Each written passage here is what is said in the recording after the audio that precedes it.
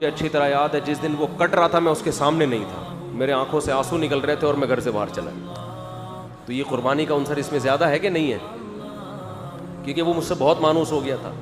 लेकिन अल्लाह ने इसमें जानवरों पर भी रहम किया है। हिंदू कह सकता है इतना प्यारा जानवर जो इतना मानूस था क्यों काट दिया? नहीं काटते तो अब वैसे ही बुढ़ा होकर मर चुका होता अब तक। हिंदुस्तान में उन गायों का हाल देखो जिनको नहीं काटते, बुढ़ी होकर पड़ी रहती हैं, भूख प्यास से मरती हैं।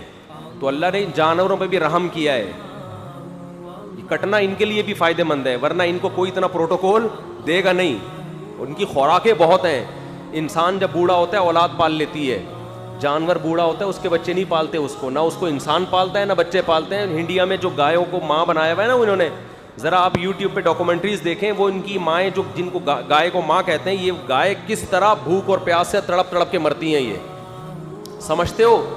तो इसलिए इनके हक में भी बेहतर है काट के खा जाओ, ये इनके लिए भी मुफीद है।